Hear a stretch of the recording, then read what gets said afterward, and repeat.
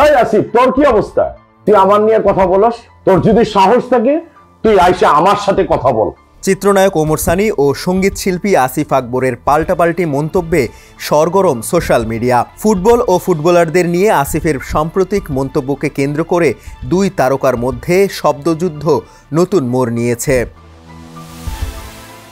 গত মাসে একটি ক্রিকেট কনফারেন্সে ফুটবল ও ফুটবলারদের নিয়ে মন্তব্য করে সমালোচনার মুখে পড়েছিলেন আসিফ আকবর। সে সময় অনেক ফুটবলার সহ নেটিজেনরা তার বিরুদ্ধে ক্ষোভ প্রকাশ করেন। ওমর সানিও সামাজিক মাধ্যমে প্রতিক্রিয়া জানিয়েছিলেন। সম্প্রতি এক পডকাস্টে এই প্রসঙ্গ তোলেন উপস্থাপক। সেখানে ওমর সানিকে সহজ সরল চাপ বিক্রি করা মানুষ এবং নারী শাসিত পুরুষ বলে মন্তব্য করেন আসিফ। ব্যক্তিগত জীবন নিয়েও সমালোচনার সুরে কথা বলেন তিনি, যদিও কথার শেষে আই লাভ হিম বলে নরম হওয়ার চেষ্টা করেন গায়ক। তবে এসব মন্তব্য ভালোভাবে নেননি ওমর সানি।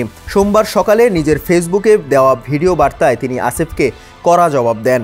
সানি বলেন, আমি ব্যক্তিগতভাবে ওর কোনো বদনাম করিনি, পরিবার বা ব্যক্তিজীবন নিয়েও এক শব্দও বলিনি। আমি শুধু চেয়ারের কথা বলেছিলাম, কিন্তু উনি টেলিভিশনে আমার ব্যক্তিগত জীবন নিয়ে কথা বলেছেন, এটা গ্রহণযোগ্য নয়।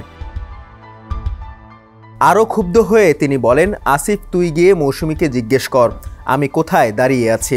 ব্যক্তিজীবন নিয়ে তোর কথা বলার দরকার নেই।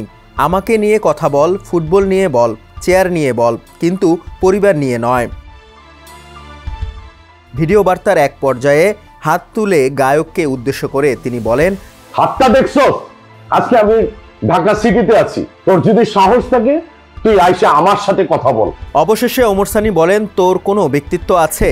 মৌসুমী আমার সামনে দাঁড়িয়ে কথা বলতে পারবি? ভালো হ, ভদ্র হ, আল্লাহ তোকে সম্মান দিয়েছে, এগুলো ধরে রাখ।